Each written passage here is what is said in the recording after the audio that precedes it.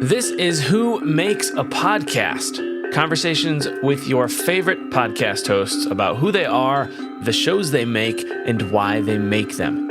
I'm your host, Chris Cookley, and my guest today is Mark Linsenmayer.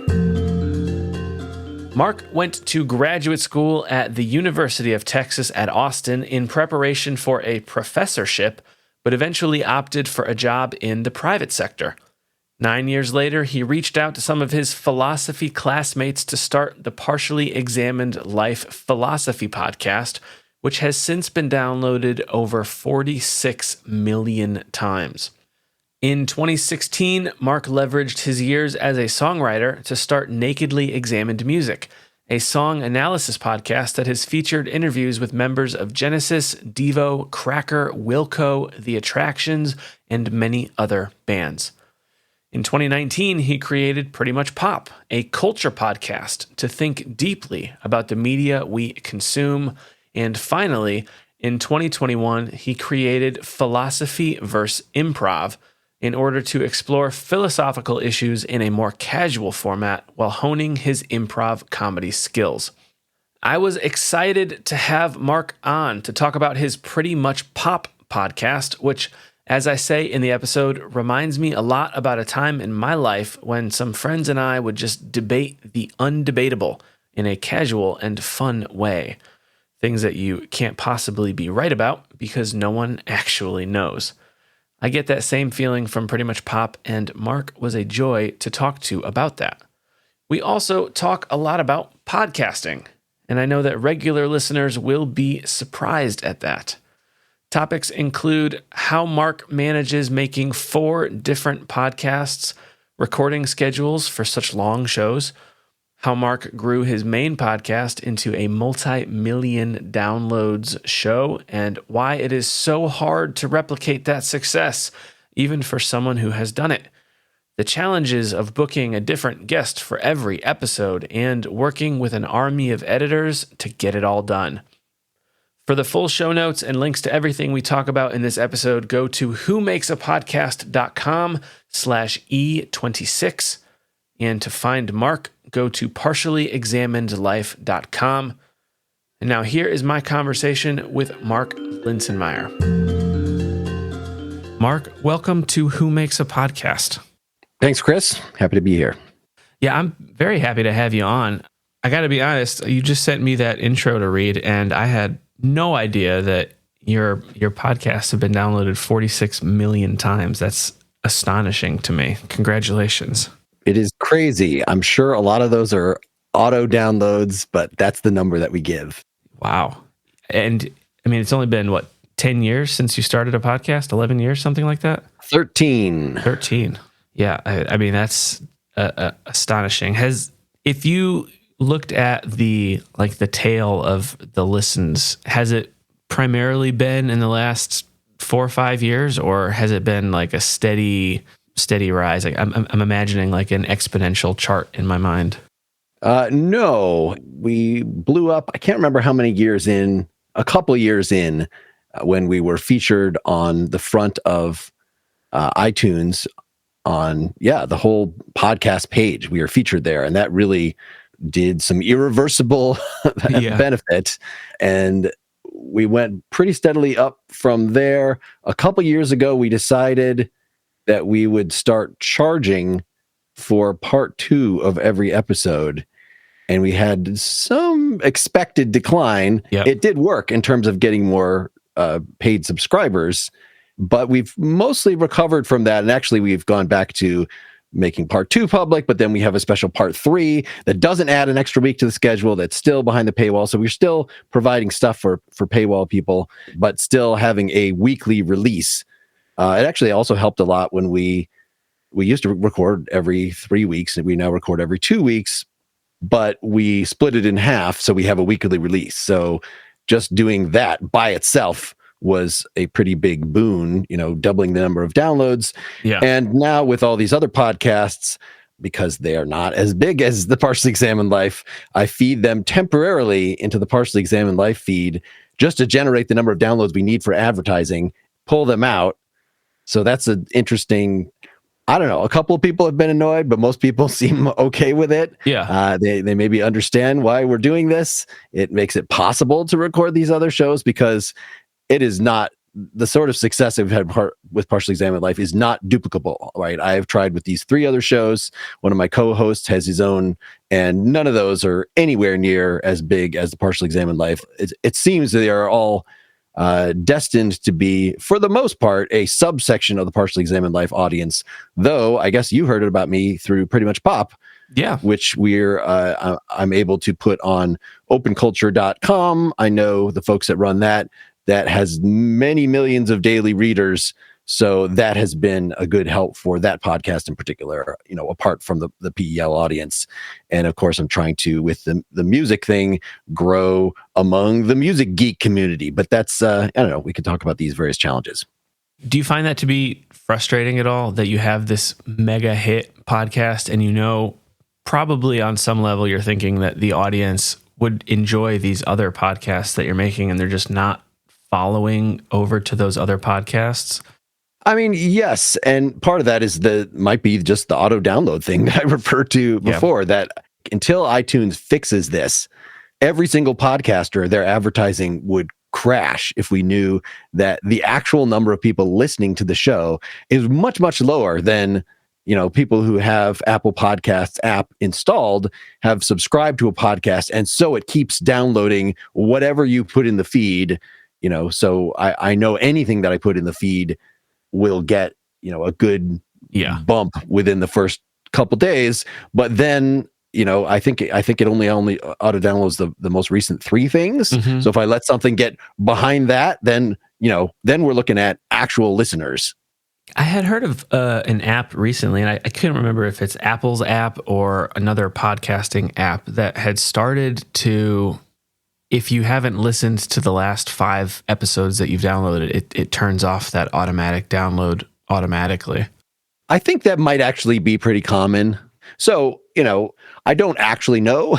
Yeah. Apple tries to provide some metrics that you can go and see how many people are actually streaming it through their app. And I think those have to be wrong. Those are very low, and they certainly aren't catching if somebody does auto download it and then listen to the downloaded version. It doesn't know, right? Anyway, I don't know all the technical details. You might know from talking to different podcasts as much as I have, but certainly I have put a lot of time into thinking and reading about this and talking with other podcasters on my remember the Backbeat ad network. Yeah.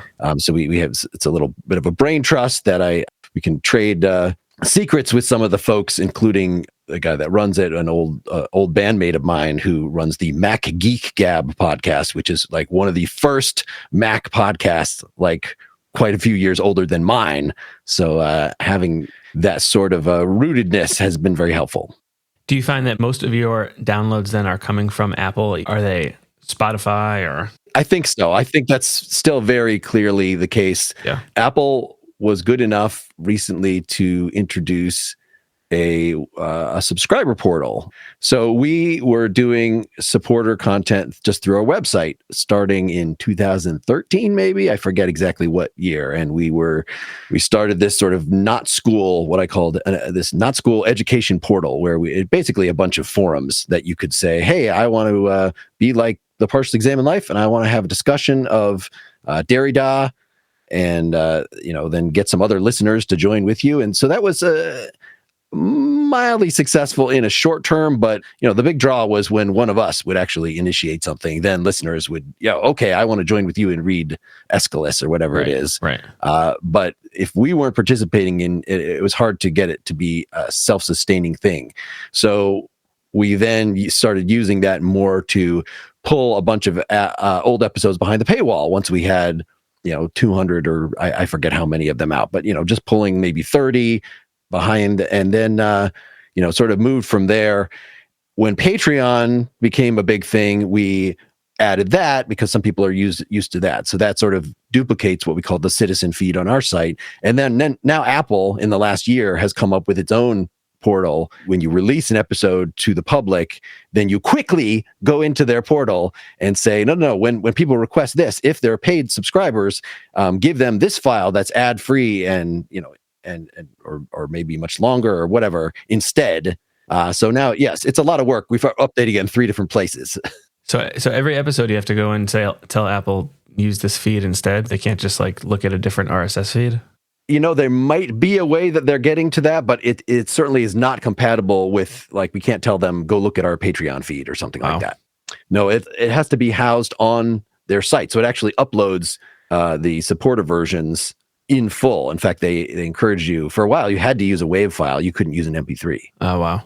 It shocks me a little bit, given that Apple is, the giant gorilla in the podcast game, that there seems to be so much discontent or disappointment in what they provide podcasters.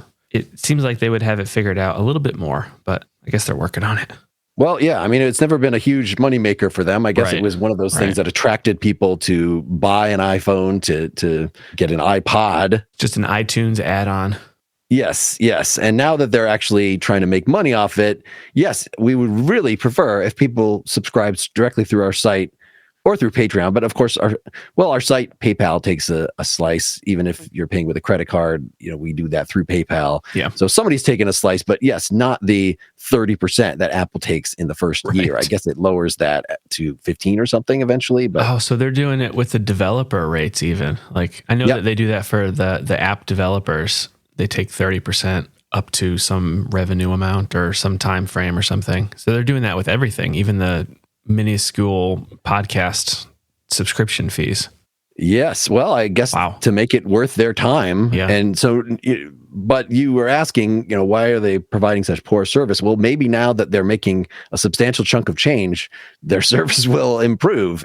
Of course, now that I've gone through the work of going through our entire back catalog of 300 plus episodes and, uploading the appropriate ad-free versions of that and spending many hours, they might just add, a more convenient way to do this, because it is pretty goofy that I can't just schedule an episode to post now. Yeah. I have to put it up, and then I have to open their portal. I have to wait for, the feed to update, which could take a couple minutes. It could take an hour. And then I have to very quickly, because I guess some of the supporters could get the wrong version if they download it right away. Yeah, if they're set to auto download, you would think as soon as Apple pulls in your feed, they're distributing that out to their list, and people who have the auto downloads on would just get the one that's there first. Well, I think that it will update. Okay. If you replace the file. Okay. This has always been a little gimmicky. I'm sure you've probably at some point uploaded an episode and there's something wrong with it. And you got to get in there and fix the ad copy or fix I don't know, one of them recently, this was a preview episode, so it wasn't terrible, but it, had Libsyn that we host things now has ad auto insertion. Yep. So even things that I uploaded as ad free originally, now I can go with the back catalog. Like, this has been a big thing for us that we really hoped for a long time, is making some money off this giant back catalog, apart from just pulling it behind a paywall and charging folks for it. But yes, one of these, so for the part 3s or whatever these previews that we put up, I had mistakenly, so it would start with it was just a 10-minute file. It would start with the auto ad, but I forgot to put the music, the intro music. So in fact, the entire introduction to it is a preview, which is about, I don't know, probably only 15 seconds long. Yeah. So it had 15 seconds of dead air and then the preview of the episode and then, the correct outro. So I discovered this like a week later. Oh no. And I'm like, okay, very quick. Nobody commented. We didn't get a single person email me.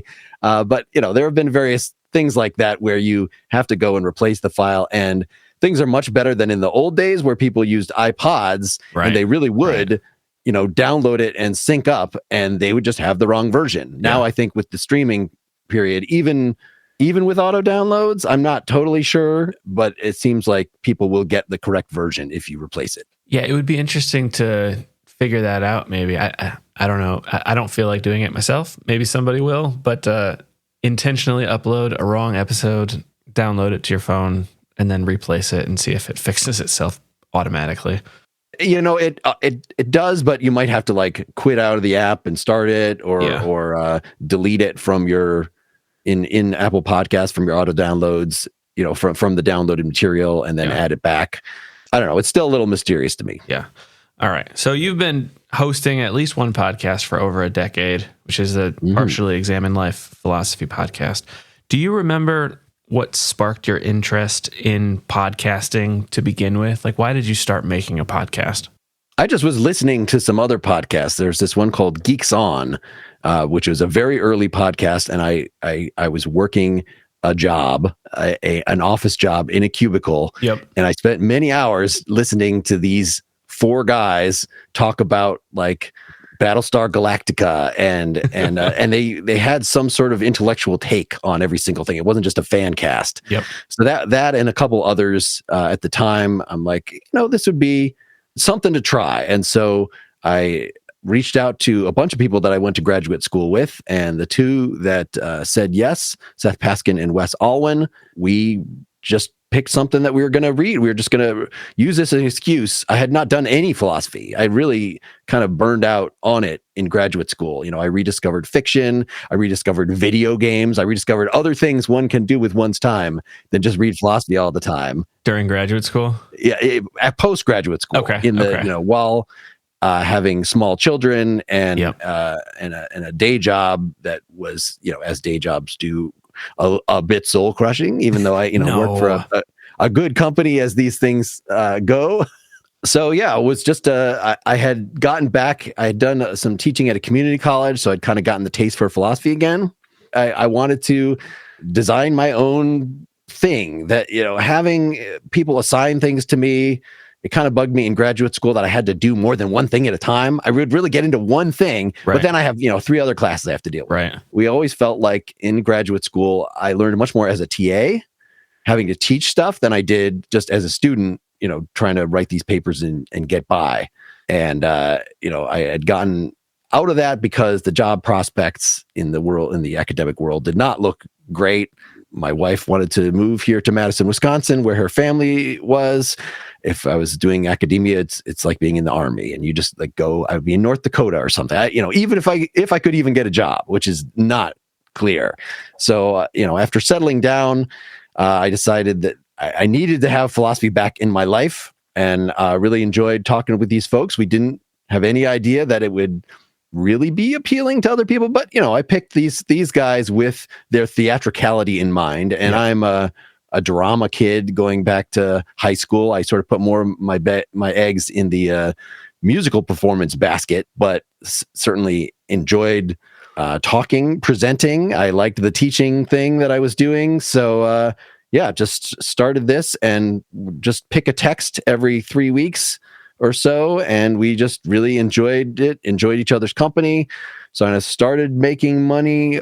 I'm sure if we never made any money off it, then people would have quit long ago. Mm-hmm. But the fact that, the first couple of years we're definitely all just on our own steam, and I guess that's still kind of the stage I am with the other 3 podcasts. Right. I am able to make some ad money off it again because of the pre-existing podcast, and now with the auto downloads thing, or the auto insertion, those are even great for the new podcast. And frankly, even with Partially Examined Life, there are through our ad network, there are weeks that we just don't get anything. So like, what does that mean? Is we're only making money off the back, off the paid stuff? Well, now, again, anything that we put in there, it's not as much as you would get for a host read ad, but it is something. And these are, of course, very low cost to actually produce. Right. So the podcast that I've listened to primarily from you is the Pretty Much Pop podcast. Is the Partially Examined Life a similar format? Like Pretty Much Pop, it seems like there's always at least 3 or 4 of you. The cast kind of switches every episode. You're bringing on new people that have some experience in the topic that you're talking about, but then you're kind of picking a topic and you're diving in and you're having some not like overly high level discussions, but intelligent discussions and conversations about whatever that topic is. Like one of the episodes recently, it was Halloween, was the Halloween series, and then the movies, and then I'm listening to one now about music genres and frankly, how people can be stuck up on their music genres. You guys are kind of dissecting and talking through that. Are all of the podcasts in that same sort of similar vein? No, I mean, they're really all No. quite different. So the Partially Examined Life is a reading group. Like we pick a text Okay. and we teach it as a group. And there was a core of 3 of us, then we added a 4th, and we have guests every second or third episode, either in place of one of us or more likely just 5 of us. And we record for a solid 2 hours. And now that we're doing these part 3s, we come back on another day and we record for up to another hour. Wow. We also introduced another supporter thing called the Partially Examined Life Nightcap, which was, we used to at the beginning of our episodes just kind of, hey, what's going on in your life? What are you thinking about these days? What are you reading? And people complained about that. Like, no, you advertise this is going to be talking about Wittgenstein. Get to the Wittgenstein right now. I don't want to hear about your life. Yeah, we became more business-like. So we then introduced, but the fans, they like when we talk about random other stuff. Right, and they want to hear about who you are and what you're doing. Yes, this Nightcap product as a place to shove that, and we'll read listener emails and things like that. So, we're doing 3 hours over 2 weeks in some form or other, in some combination for Partially Examined Life. We covered a couple of pop culture topics, like let's watch Blade Runner and read the original book on which it was based by Philip K. Dick. Yep. And that was fun. And so I was talking with one of the other guys about doing a pop culture podcast. It turned out when I actually pitched it, none of them wanted to do it with me. Really? So I found other people. I found Brian Hurt, my best friend going back to middle school. And then Erica Spires, my original co-host, is an actress on Broadway. She's very, very talented, kind of a big deal. And she had been a guest on one of the Partially Examined Life things. We try various things on Partially Examined Life every year or two. Like we'll read a play and we'll talk about it. So, treat it like a text, but increasingly, originally it was just like me and some listeners. Are you performing this play? Me and the co-host. Yes, we're performing. So this year we did Shakespeare's Timon of Athens. Okay. With 4 different actors that have done stuff on TV. So anyway, Erica is one of the people I connected through one of those past performances. So yes, it was originally me and 2 consistent co-hosts, and we would maybe have a guest. Every other episode, we would have a guest. They decided after 2 years of a weekly release that they were kind of burned out on it. So for season 2, I decided I'm going to just build a panel from scratch every single time. And that allowed me to investigate some areas that, my co-hosts wouldn't necessarily be into. Right. Of course, I'm very into music. I have been running this music podcast since 2016, so I can bring on previous guests from that and talk about like this one you listen to. We could talk about cover songs or, whereas the music podcast itself is like, here are 3 of your songs. We're going to play them in full, and then we're going to talk about them. People are probably familiar with Song Exploder. Oh, yeah. Yep. Mine is not a ripoff of that. It was making this before I knew anything about Song Exploder, but it has a similar, it's just an interview. And instead of taking one song and talking about it for 15 minutes, I take an hour with each of the artists and we go through at least 3 of their songs, which I hope, that they will sort of do the homework and re-listen to so we can talk in detail about the production and the creative choices. Anyway, so that is that's actually a little more like Partially Examined Life in that I'm treating the songs like a text for that. But for pretty much pop, we're a little more open. Some of the episodes are very general. We started off with just considering high culture versus low culture. Is that even a thing anymore? I use it as a catch-all. One of the episodes that's coming out is we had done some indigenous First Nations philosophy, American Indian philosophy on Partially Examined Life. And that got some mixed reviews in terms of, the treatment, just wading into a politically sensitive subject like that.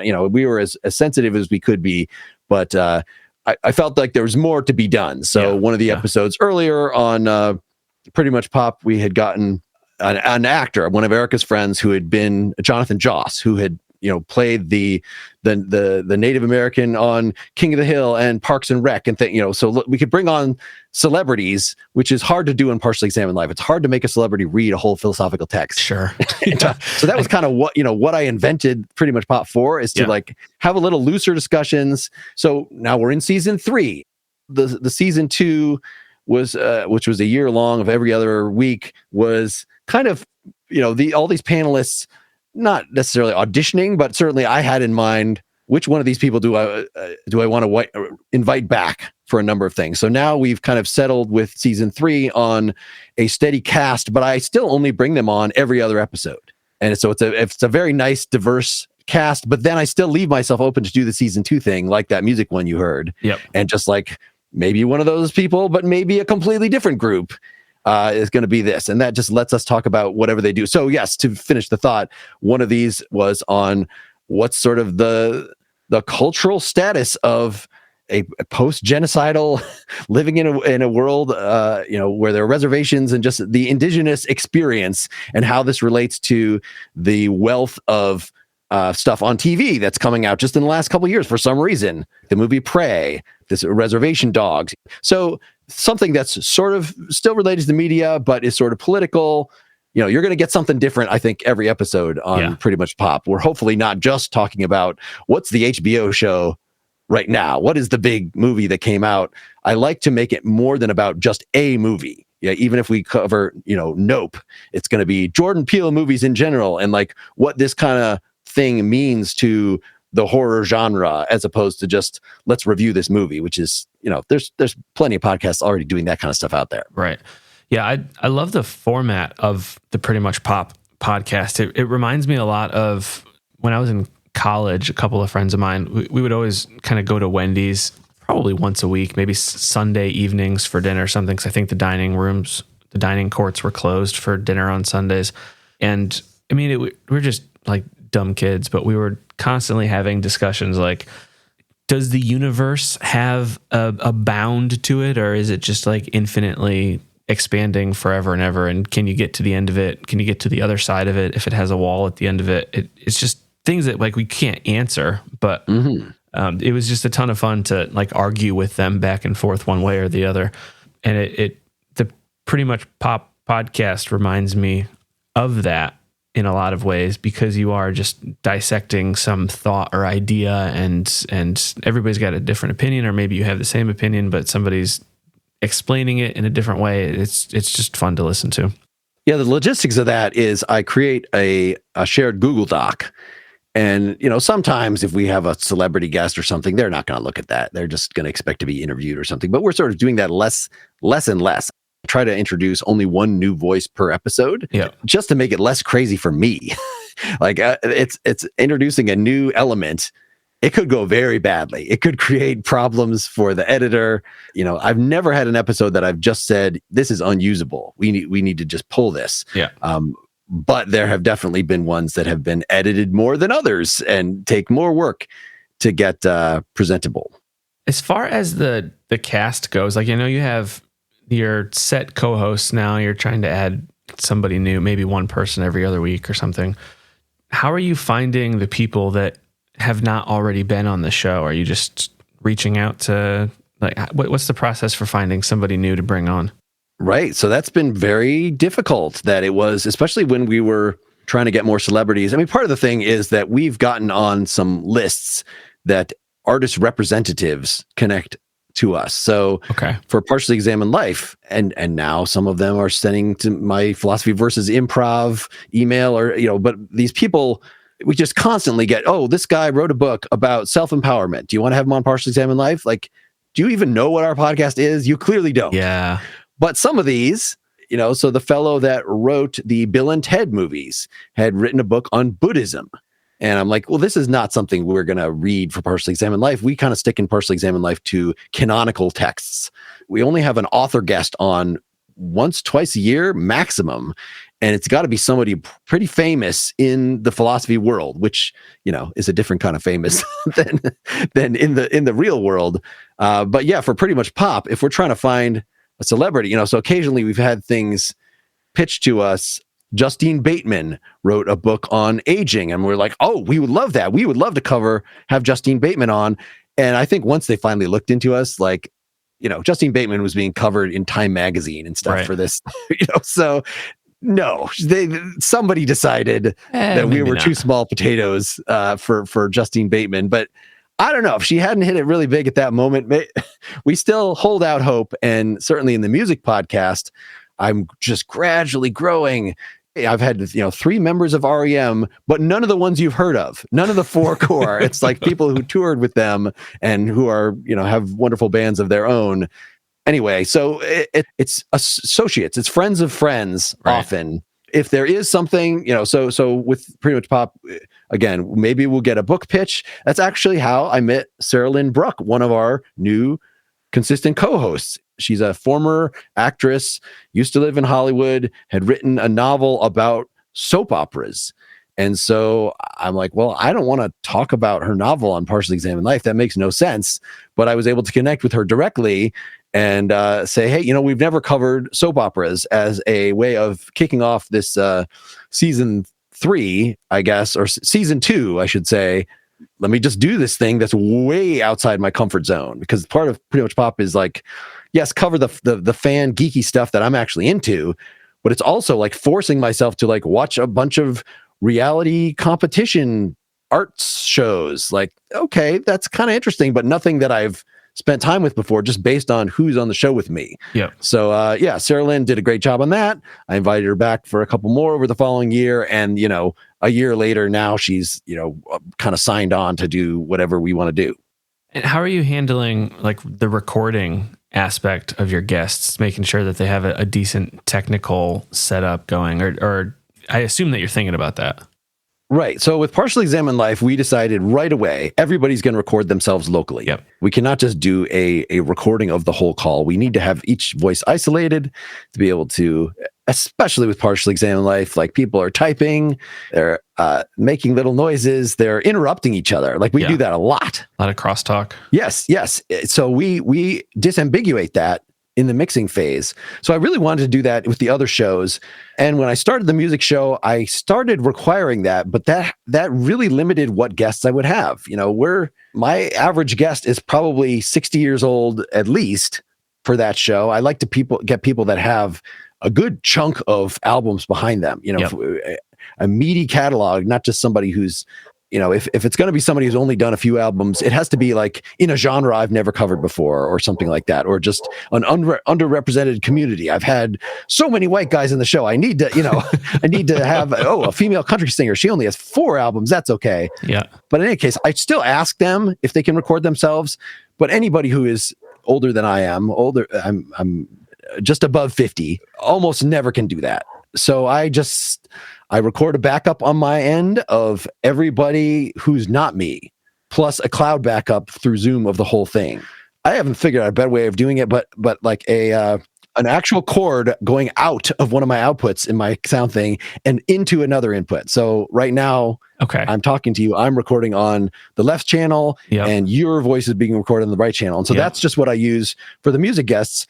With Pretty Much Pop, now we have 3 or 4 people again. So I really want to have people record on their own. Sometimes they just can't do it or something goes wrong. Well, we have 2 different backup tracks that our editor can use, which we should talk about that I would not be able to do 4 shows if I did not have technical support at this point. Yes, definitely want to ask you about that. I do think that Zoom can record separate tracks. I don't know if you've found that or turned that on, or if it would help you at all. I've briefly tried that. It would still be recording the remote version. Right. Sometimes when I'm talking to these musicians, like their Zoom will start acting up. Yep. And so we just have to kind of deal with that. We have to just remove things. There might be digital clicking or whatever that introduces. So I imagine that Zoom's, and there are other solutions, Zencaster, some people use, that record each person's voice individually. Once you get in a way of doing things, it's very hard to want to shift that. Right. What about like microphones? Are you asking them to have a specific microphone? Are you sending them a microphone? I know some people will, if the guest is big enough or whatever, they care enough about it that they'll actually ship them out a microphone to make sure it sounds good. I kind of learned on the very first music episode I did with David Lowery from Cracker and Camper Van Beethoven, and he's just like, I'm going to sit here in front of my iPad and talk to you. Yeah. If that's not okay with you, I don't want to do it. Kind of that was the attitude. Like, all right, well, I think that people's perception of sound quality is if the host sounds really clear. People are used to hearing radio call-in shows. Right. Those sound like those sound terrible. In fact, Zoom is not able to do this that I know of, but like I will use Skype or Google Hangouts before to call somebody's phone line. So I'll have, especially if it's again like a 70-year-old guy. Now, thanks to the pandemic, most people are used to Zoom, Right. but still not everybody. So you're actually having some people on over the phone. Yes. Wow. Yeah. So they could either call into Zoom and type in a 10-digit code or whatever to get the appropriate thing, or they will just say, call me on my cell phone.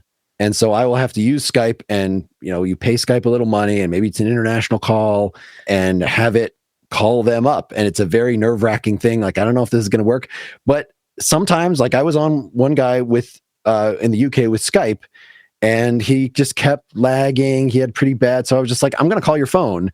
And yes, phone audio sounds worse, of course, in some ways, but it is not going to have those glitches. It's not going to freeze up and frustrate the hell out of everybody. Probably no bandwidth issues over the phone.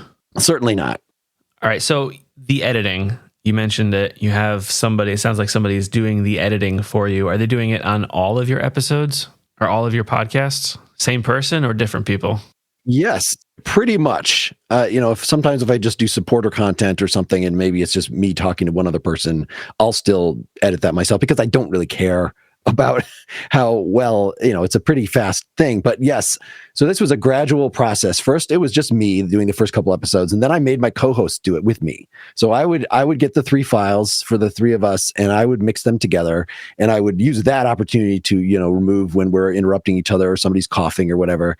But all the ums and ahs and other things that make it just intolerable to listen to people thinking out loud. Yeah. This is way more a problem with Partially Examined Life than any of their podcasts. We're like, paging through these books where we just don't know how to say anything.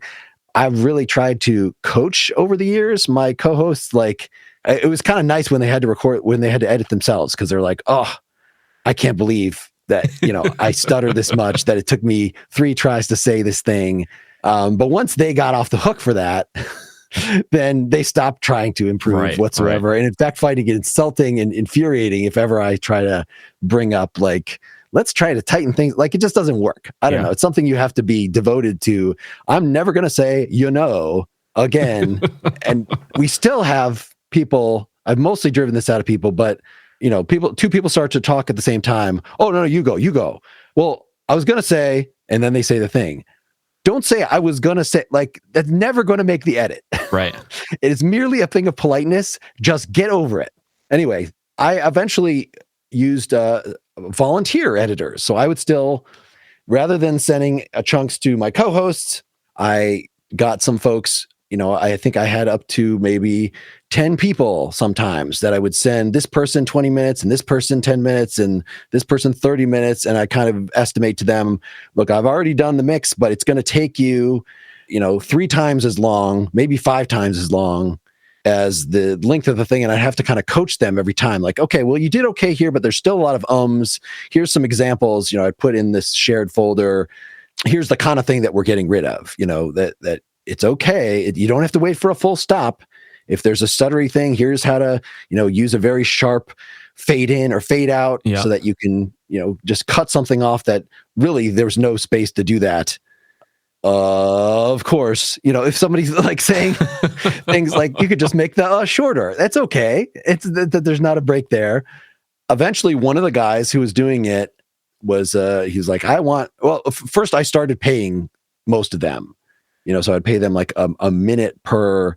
We were making enough from the back catalog and things for our supporters that I could afford, and from commercials that I could afford to, so a minute for a raw, here's 20 minutes of footage. I'll pay you $20 to do your pass through it.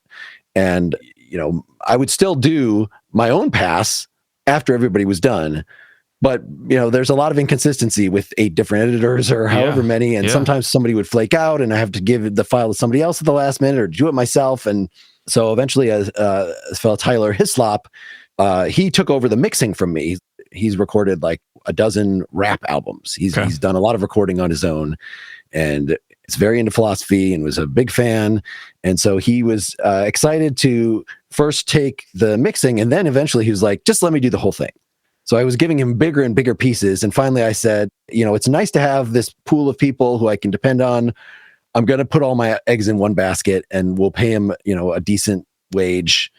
And so, yeah, as we added more shows, we just gave more work to him. And so it's been up and down in terms of like, does he have a full-time job other than what we're doing at the time? And now I connected with him to another philosophy podcast, the Panpsycast, who we'd been friendly with, and given him more or less enough stuff to have a full-time gig. Wow. Mostly stuff, that he's doing for me. And I guess like me, his wife has a better paying gig than he does or whatever. So we can get away with these things. It helps. Yeah. I'm so curious how you were handling the volunteers editing stuff. So were you just putting WAV files into a shared folder? Were you sending them project files? Like, did you make sure that everybody had the same DAW that they were using? It was not project files. It was, again, I would do the mix entirely myself. So I would use the DAW, and they would all be in Audacity, or some of them used something else that they were familiar with. So you would have to like teach them how to use these DAWs too, or do they already have familiarity with it? I would for the most part put out a call like, who's interested, who's done this before. Yeah. So while a couple people, I'm sure this is their first audio editing, most people had some sort of, they were musicians or had otherwise done something along these lines. And I would just give them like a very small file, like give them 7 minutes. And if they didn't do a good job, I wouldn't ask them again. Yeah. Wow. But it still took some definite massaging over time. Like, okay, I know this guy always I'm going to have to spend twice as much going through his file as somebody else's file. And so I would just, prioritize. I would just put out an email to this group. Okay, here's the dates. I would need the files by next week. And then, I'll have the files ready in 2 days. I would need them by next week. And then I would, put a few days of grace period in there so that I would have time, certainly, to put them all together and do my own pass, try to give myself plenty of time. Anyway, it was a production. I didn't enjoy managing that, though I did like, it was nice to have this group of fans of the show that were intently listening. I know one guy who never accepted money. He was like, no, this is my volunteer stuff. He eventually said he was frustrated that nobody ever got better. that the same things, just the thing I was complaining about, the same problems that each person would have just would remain problems. And he just got, after a year of editing this stuff, just sick of it. So that's the problem with volunteers, is they do what they do out of passion, and you can expect those passions to wane. As I know from running rock bands for many, many years. Right. And like, yes, people are going to quit eventually. I hear that in myself when I'm editing my own files for this podcast. Like, there are things that I do that I know that I do, and I just haven't figured out how to stop that automatic reaction or way of speaking, I guess. Mm-hmm. Do you think that actually saved you time in the long run, trying to manage all of that? Yes, because it was just merely torture for me to do it on my own. And still now, like, occasionally, if my editor doesn't come through, or I just, when I do these plays that I mentioned, we had a cast of 12 people or something. Yeah, I mean, that would be miserable. So I went through each person's file before putting it in the DAW and just like took out all the places, because I want there to be giggling. Like, just because they make a little noise, I don't want to apply a noise gate and get rid of everything that looks extraneous. I want to look at it, and okay, this little thing, oh, that's because they shut a door, that's because they coughed, and I can easily mute. So I went through each of the 12 files and I muted the places. It's much easier in a play than something else, but still, right, for the giggling, I wanted, in this performance of a play, I wanted this feeling of a table read. And yes, and of course I was then processing each person's file, which, you asked about the mics. Yeah, when possible, I try to get people to use as good a mic as they can. It just doesn't always work. So luckily I have some nice noise reduction plugins. So even if they're in a very noisy place, we can usually address that. But it was very funny with this play with 12 people that it's like each person's file, who is not one of the regulars, had something weird about it. Of course. This one sounds like he's from outer space, that he's talking over a CB radio. This one, as I have to apply the noise reduction 5 times to get rid of all the damn background hiss. Yeah. This guy is peaking throughout, so I have to apply my anti-peak distortion plugin just to those places where he's peaking. Yeah, so it was very time consuming, if I had to do that all the time, I would go crazy. But it raises stress among the group if I pay myself to do stuff. And so of course, I do get paid a separate thing for like this handling the editing, even though somebody else is doing it and he's getting paid. But I still have to do the pass. I have to do the posting. Yeah. And like, that's a really important part of the process. So of course they're willing to like get that off their plate and pay me something. Right. But if I actually did the whole thing, I feel like the differential would, as well as me not enjoying it, might be a source of resentment. Yeah, no, that's fair enough. And I honestly, I forgot when I asked that question about whether it was worth it or not. I forgot that you have 3-4, tracks at least to edit. I'm just usually it's just me and a guest, and it's not too bad. I do it myself. When there's occasionally I've had a couple episodes where I've had me and then 2 guests, and that's just a nightmare. Just adding 3 people is terrible. Well, hopefully, I mean, like if you use the Zoom file, which, is a backup, it builds in compression, it builds in some sort of noise reduction. So probably it's going to be okay. It's just not great fidelity in the first place. Right. But even that, like if I'm talking through this nice mic into a Zoom thing, it's probably going to record okay. Right. So this nice mic that you referred to, what are you using? What is your technical setup that you've got going on for your podcast as far as microphones, any outboard gear, software? What are you running with?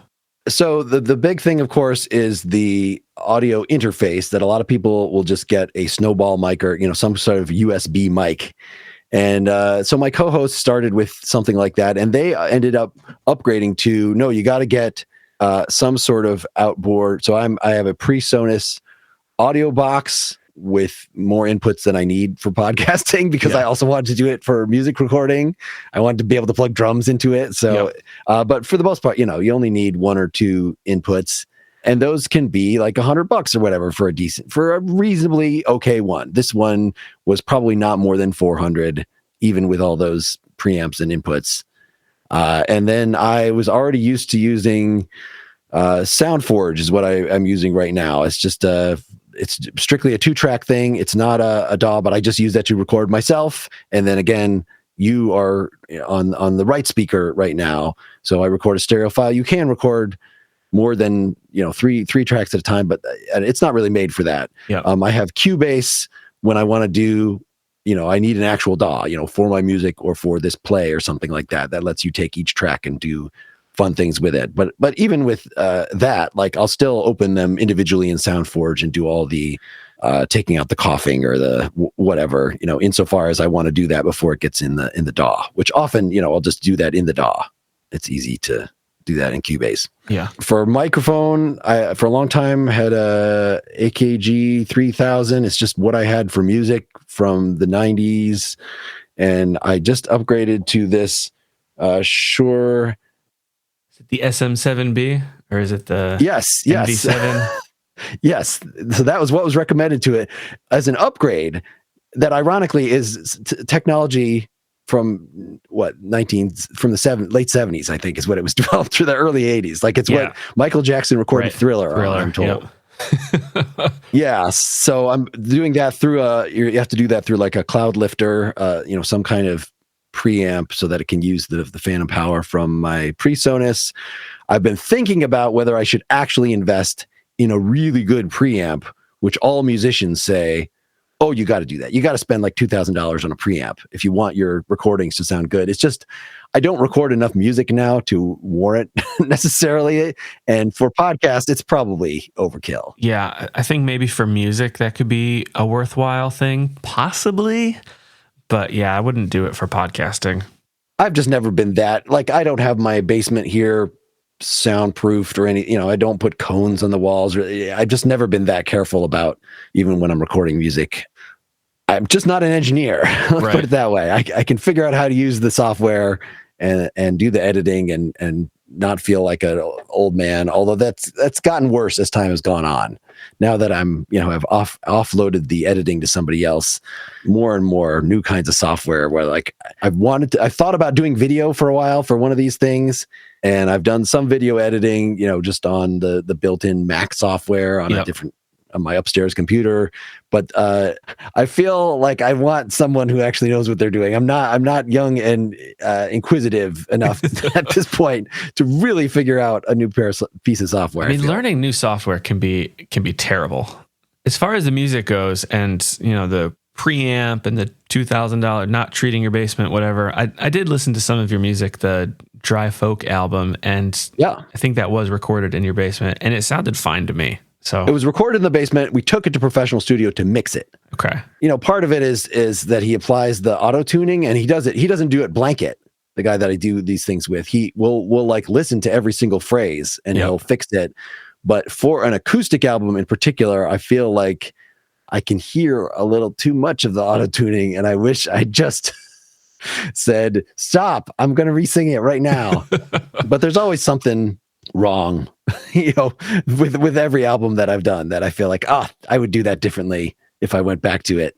But yeah, with some reasonably good mics and some time and care, you can, like, the amount of processing that he would do just on drums is crazy. Like, you could say, I don't even care what kick you used. I'm going to have it trigger this other kick sound whenever your kick hits. Like, okay, so he's using a very expensive sample instead of the kick drum mic that I paid $200 for. Whatever. Right. Do what you got to do. Yeah. So for pretty much pop, when you're making these episodes, they're all about pop culture. Do you feel like you need to be in a somewhat constant and intentional state of consumption of pop culture to continue making that podcast? Some of the episodes we design just so you kind of come with the past experience that you've had. And some, we did a Martin Scorsese episode, and I felt the need to watch like every Martin Scorsese movie. Yeah. We did this Halloween one that you just listened to, and I binged. So if I didn't have a lifestyle that was conducive for that, I would not do it. But I try not to make that every episode. And certainly when we were recording weekly, it's exhausting. Just even coming up with the ideas, let alone, and it would be more like, well, what are you already watching now? Right. Let's do one on Cobra Kai, which did not deserve an episode, but it just happened to be something that all of us were watching. So like, okay, we'll do a Karate Kid one. That's fine. Did you have a Tiger King episode? We did not. And I was the holdout. I had not watched that. Oh. And I didn't care about that. And at least we talked about sort of a pandemic consumption episode. Yeah. Like what are that would be a way that we could have Tiger King on the table, but not necessarily require everybody to watch it. Yeah, it was so trashy. It was great. Yeah, I was going to ask you if it ever feels exhausting trying to pay attention enough to make a pop podcast. I feel like I absorb some of that stuff just vicariously through living, but if I don't know if I could like try and focus on it often enough. Right. I'm just looking through. So like we did one on Breaking Bad because Better Call Saul was ending. And that's something that I've put in, a decade of work on. So I didn't have to do a lot of extra. I just had to watch the last season. There you go. That's not too hard. Predator. I had seen most of the films at some point or other. One of the other guys on it had never seen any of the films. So like he watched 5 or 6 films to prepare for this 1 hour of discussion. And it definitely, we did a Star Trek one. I'm like, I've never really watched the original series. Like I watched some of it sort of as a kid, but I'm going to try to watch as much of it as I can. So how many hours went into this freaking Star Trek episode? Yeah, I feel like I would be a terrible guest on that podcast because of those 3 things that you've mentioned, I've seen none of them. Well, and so I'm sure there's something if I talk to you. In fact, I'm going to offer you right now that you should be a guest sometime on this podcast. And I bet we would uncover something that like you're the super fan about or whatever that, as long as, I could talk to you about Harry Potter. Yeah, you were asking about how I find guests. That often it is just like, this is an interesting person that is a friend of a friend, or that I know from his appearance on this other podcast that I listen to or whatever. And if I can, like sometimes I'll have a scoping call. So I just like, what are you into? And so this is the kind of supporter only stuff that I was talking about that I actually do the what little editing is done myself. So when going into season 2, I had like 5 different scoping calls, and this guy he wanted to talk about dueling. Like fencing? Yeah, like he had written a book on the philosophy of dueling. So Okay. like, we're not going to do this for Partially Examined Life. But we waited until something happened and the film The Last Duel came out. So like, all right, well, let's do an episode on dueling as a pop culture thing, and just watch a few other movies about dueling, talk about dueling in video games, in the old West movies, sort of looking at it 10 Steps in Fire. more broadly as just like, a one-on-one to the finish that's at the end of many, many movies. Was there a Hamilton reference in that? Yes, of course. That's big at the end of Hamilton. Yes, Hamilton and Bridgerton had also just come out with a dueling thing being prominent in it. Something that annoys me is a good topic for. So one of these that we just released. What are creatives? That's the current episode. Yep. So that was a past guest from the music podcast. He had put out another thing. His agent was like, "You should have him on the music podcast again." Like, well, I don't have people as return guests, but I like this guy. And so I engaged him with him over Facebook. I'm like, what do you want to talk about? Like, well, what is this term creatives? I hate this term. So like, all right, I guess that's the episode. Let me find some other people. Let me interpret that as in a way that makes sense to me. So I for pretty much pop episodes, as I started saying, I create a shared Google Doc and I encourage the other people to add stuff to it. So we might have articles on it. So we have like some, these are all optional. They don't have to be on the table, but like maybe, if we're doing the Halloween movies, then I find some articles just sort of rating them in terms of quality or just, somebody, if I can find anybody writing philosophically about these things, that with Halloween, it's like, well, what is it about the shape, about that villain in particular? Why is that scary? Like, what is this? Is it better than when movies fill in his backstory, or does that ruin it because it's supposed to be mysterious? Yeah. So asking sort of more fundamental questions about aesthetics and about storytelling and about what actually makes something compelling. And I know it was my idea to, since we'd bring in these articles, to reach out to the authors of the articles. And so I did that with a few of them, but I have not had as many journalists in general as I would like. I think they're harder to reach often. They're maybe more hesitant about, they're professional. They're being paid for this. So, I want to do one on the first person shooter video games. So I found somebody who wrote an article. I reached out to him and he's just like, what is this? I don't know. I don't have time for this. So it's not terribly uncommon.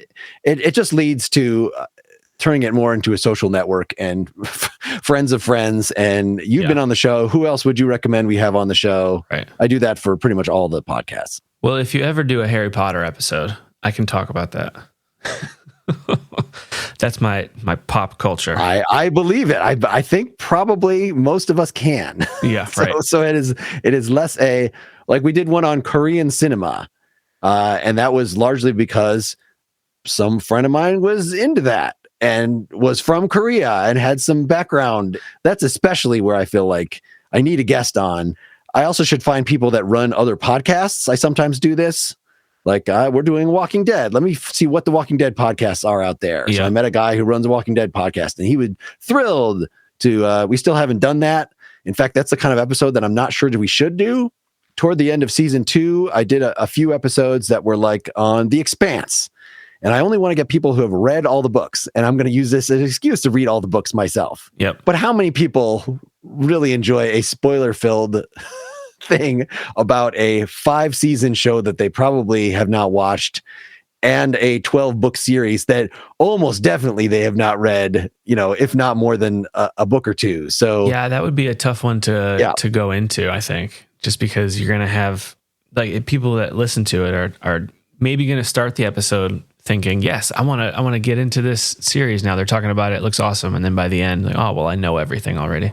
I mean, hopefully that we pick something that's broad enough. So even if we spoiled a couple little things like that, which characters don't die in the first season or whatever, that's a big question for me because, I mentioned my co-host for Partially Examined Life, Wes, has this podcast Subtext. And I don't like to listen to his episodes unless I have read the book or seen the movie. And so sometimes I'll make a point of seeing this movie so I can listen to his episode. But I don't know how people feel, about our things. So again, toward the end of that year, I had been watching with my wife This Is Us for a whole bunch of seasons. Mm-hmm. I'm like, God damn it, I gotta cash that in. I gotta have a podcast about it. So I just put up, none of my normal podcast friends had watched the whole thing or were interested. So I just put something on my Facebook, like who's into this? Yeah. And I got, enough people latch onto that we were able to do a decent episode. The same thing with Downton Abbey. And all three of those episodes, I sort of regret. Like, I don't know that they were as popular a thing, unlike Batman. Right. Well, they're probably super popular. It's just, do you have a crossover with who's watching those and maybe who listens to podcasts or who's listening to your podcast? Hard to say. I guess. I mean, I do try to, just avoid. Sometimes people would be like, there's this sci-fi book I really like. Well, like, that's great. Do that for a sci-fi podcast. Yeah. But unless it is been made, I don't want to do Dark Tower until the show comes out. I wanted to do Sandman for a long time. And finally, the show came out. So Sandman is our next episode that's coming out. The Dark Tower books were fantastic. Yeah. And I sat through all them. So I want to cash that out. But why not wait? We did do The Last of Us as just a video game thing because I had spent the time playing it before the show came out. But I guess that, where it's a very occasional video game podcast. We haven't had a video game episode since spring, I believe. Yeah. So you have these 4 podcasts. You have the Partially Examined Life, which has tens of millions of views, pretty much pop, nakedly examined music, philosophy versus improv. Other than, being on the iTunes front page at a ridiculously opportune time, are you doing anything to drive growth to these podcasts? What are you trying to do to build the audiences? Gee, I really wish that I knew what to do. I don't have a lot of energy for, like, I'm the social media guy. Yep. So I will post these things to Instagram and Facebook and Twitter, and I'll encourage my guests.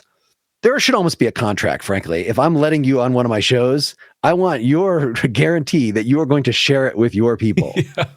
Wouldn't that be nice? Yeah, especially if it's not something, I don't know. I had like a guy who is a host of another podcast who his representative reached out to me. And in fact, I wasn't even allowed to talk to him directly. Like that we want to have a scoping call. Well, here, you call this number and I'll bring him into it. Oh, like as if he's such a, he's not a freaking famous, you wouldn't recognize his name, but he was like a radio personality in the West Coast or something. And so I had him on, we talked about podcasting versus radio. It was a good discussion. He was a great guest, but I'm sure that he did zero things to then promote us to his group of people. Right. So, like, why did I bother? It was a fine experience talking to him, but it wasn't like getting one of my musical idols or, a showbiz icon, like when we have Yakov Smirnov on. That was one of our first Pretty Much Pop episodes. Like, that was fun to just talk to Yakov Smirnov, even though, well, you could listen to that. He had some controversial political opinions, let me put it that way. Okay.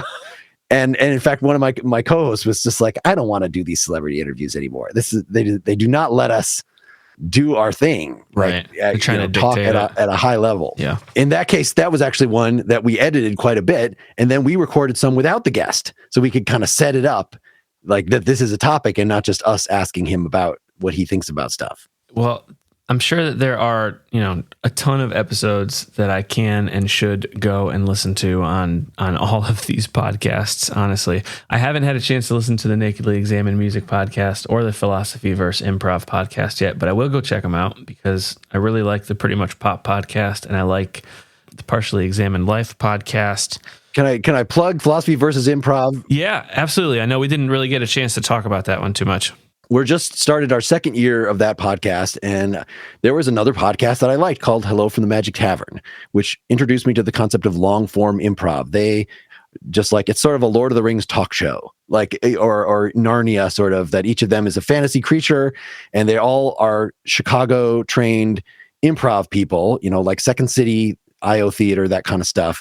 And so I asked some people associated with that, hey, I would love to do something that would teach me how to be an improviser. I've always wanted, since I was a little kid, like I wanted to go into comedy, but then other things, music, other things took that over. So I never, became a stand-up. But here was something like I felt like I could do. Yeah. But everybody, they've taken all these classes. It's like a whole culture that I've never been a part of. Maybe I can combine this with I was looking for a way to do philosophy in a more less formal, no reading group, just like let's talk about some of these ideas. So I got this fellow, Bill Arnett, who is a big wig in the IO Theater, runs the Chicago Improv Studio. And we each come in with a little lesson that we're going to teach to each other. So originally it was just me and him talking, and we've since gotten guests on. So now this is the place where if somebody sends us a philosophy book, I will have them come on as the guest philosopher, and we'll talk about the thing. I won't read your book, but we'll talk about the thing that your book is about. Yep. And then in some of the other episodes, we get one of his improv friends, or really, I've just been open to like as big a name in show business as we can get. That the name J.O. Sanders, you might not know, but you'll definitely recognize him from a bunch of things. He was the lead in our Partially Examined Life Shakespeare thing that he, friend of a friend referred us to him. And so I got him to come on Philosophy versus Improv. And this is where I want to get more and more like actual professors that were making do wacky improv scenes with us. We're two grasshoppers and we don't know what to do with ourselves. What? Yeah. It's less horrible than it sounds by that. But, part of the joy of it is, the geekiness that philosophy has as a reputation and the geekiness that improv has as a reputation. It's just this long form improv, what they call it, is quite different than like the comedy sports, whose line is it anyway, come up with something immediately. It's a little more character driven, like acting out scenes. But I thought that would be cool. Just like in philosophy, people talk about using the Socratic method. Like, I'm not going to just tell you, I'm going to ask you questions. Right. Well, this seemed another way to explore this. Hey, we've been talking about this philosophy topic for a while.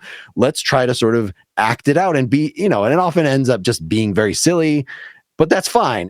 So I would really recommend, if folks listening to this would never want to listen to an actual philosophy reading group podcast, because that sounds deathly boring. Like, no, you will not be bored by Philosophy versus Improv. This is exactly at the level of the beginner, which my co-host is, just like I'm a beginner in improv. Yeah. Yeah. Well, I mean, now I'm definitely going to check it out. So thank you for explaining it. It is my favorite show that I do right now. It takes almost no preparation on my part. I probably could get away with not editing it at all. We actually just recorded video for the supporters for the first time, our last episode. And I think we're going to do that going forward, because like it's just a totally different thing than any of the other shows. Yeah, no, that's great. Mark, what is one of the most important lessons that you've learned about podcasting since you started?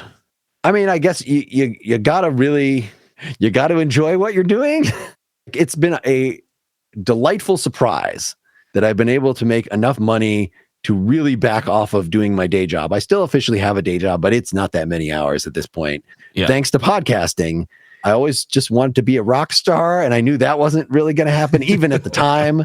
It's just too hard, and it's too grueling a lifestyle. Well, hey, I can get way more people listening to my stuff without ever leaving the house, and get to do these things, that I'm still just about as passionate about. And the dynamics of a podcast group is kind of like the dynamics of a band. It's very similar experience. After 13 years, like I still really like doing it, but I don't know if I would do it as often if it wasn't kind of putting the bread on the table. Yeah. But for these other podcasts, they're really just because I like doing it, with this music one. I get constantly these great guests pitched at me by these agents. And then, I will, oh, here's another musical idol of mine that now I've had some of his bandmates on the show. I can make a shot at getting Robin Hitchcock on, somebody I've been listening to since 1989. And, so that happened. That was great. I had a guy from Devo on this year. I had Paula Cole on this year. It's a lot of work. I try to listen to through someone's entire catalog over a couple of weeks. Yeah. Which is often 20 albums, something, but it gives me something to kind of focus on in terms of my listening habits. And there's a definite momentum to it. So yeah, and just connecting with these people, even if the product is not doing amazingly, all these things I should stress were started because philosophy is such a niche thing that, like, hey, a regular pop culture podcast, a regular podcast about rock music, these could be much more popular. Right. And they still have that potential. Yeah.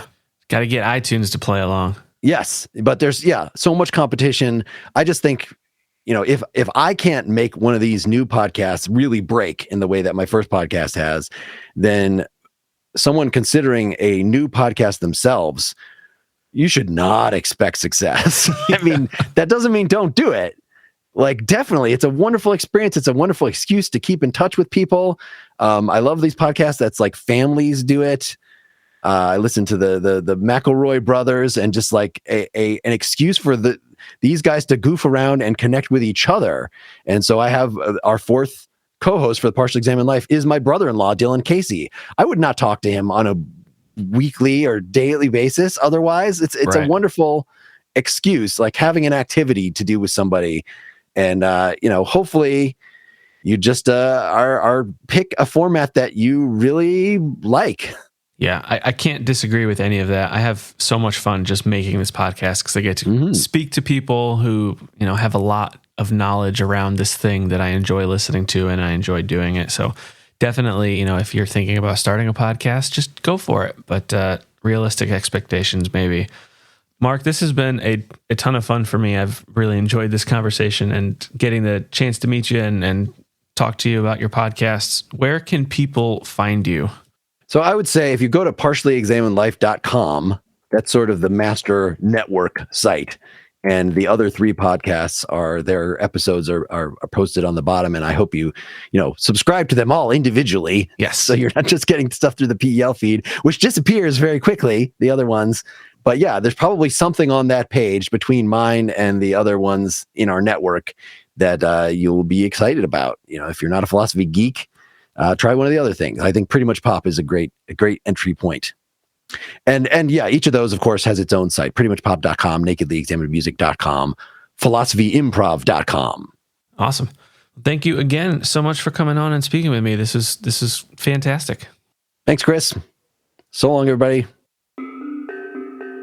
That was my conversation with Mark Linsenmayer, philosopher, musician, and host of multiple podcasts, including The Partially Examined Life, which can be found on all of the major podcast networks. You can also find Mark at partiallyexaminedlife.com. My name is Chris Cookley, and you can find me at whomakesapodcast.com. If you enjoyed this episode, it would be an enormous help if you shared it with your friends. Pick someone you think would benefit from this and send it along. It really does make a difference. And if you host a podcast and would like to be my next guest on Who Makes a Podcast, please let me know. Go to whomakesapodcast.com/guest and tell me about your show. This is Who Makes a Podcast. I'll be back next time with another conversation with another incredible podcast host. Thanks for listening.